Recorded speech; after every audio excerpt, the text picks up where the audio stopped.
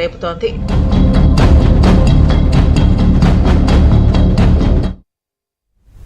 కల్తీ మద్యంపై వైసీపీ నేత ఆర్కే రోజు చేసిన వ్యాఖ్యలకు జబర్దస్త్ ఫేమ్ కిర్రా కార్పి స్ట్రాంగ్ కౌంటర్ ఇచ్చారు. గంజాయి, నాటుసారా, నకిలీ మద్యం తయారు చేసింది, ప్రవేశపెట్టింది జగన్మోహన్ రెడ్డి అని విమర్శించారు. గత ప్రభుత్వంలో ఏరులై పారిన నకిలీ మద్యంకి చెక్ పెట్టేందుకే కూటమి ప్రభుత్వం యాప్ తీసుకొచ్చిందని అన్నారు.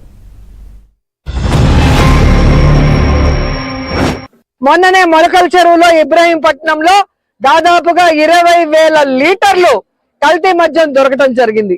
ఇంత పెద్ద ఎత్తున ఫ్యాక్టరీలు పెట్టి ఇంత పెద్ద ఎత్తున కల్తీ మద్యం ఈరోజు రాష్ట్ర వ్యాప్తంగా అన్ని షాపులకు కూడా తెలుగుదేశం పార్టీ నాయకులు పంపిస్తున్నారంటే దీనికి ప్రభుత్వం అండ లేదా అని అడుగుతున్నా. ఈ డైవర్షన్ పాలిటిక్స్ ఎలా ఉన్నాయంటే దొరికిన జయచంద్రారెడ్డి వైఎస్ఆర్సీపీ కోవట్టంట. మరి నువ్వెందుకయ్యా టికెట్ ఇచ్చావు? గతంలో నీ పార్టీలో గెలిచి మళ్ళీ నెక్స్ట్ టైం 2019లో ఓడిపోయిన శంకర్ యాదవ్ కిందకి ఇవ్వలా? అంటే దొరికితే వైఎస్ఆర్సీపీ వాళ్ళు, దొరకపోతే తెలుగుదేశం జనసేన వాళ్ళ. లిక్కర్ నకిలీ కర్మాగారం ఒకటి వెలుగులోకి వస్తే దాన్ని పట్టించింది చంద్రబాబు నాయుడు గారే, వాళ్ళు లోపల పంపించింది చంద్రబాబు నాయుడు గారే, సిట్టు పర్యవేక్షణ బృందాన్ని దింపింది, ఆదేశాలు జారీ చేసింది చంద్రబాబు నాయుడు గారే.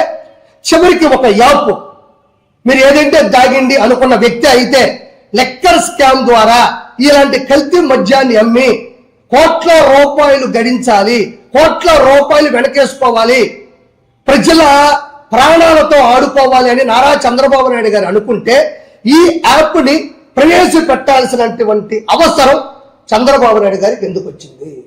ఇదొక్కటి చెప్పండి నాకు.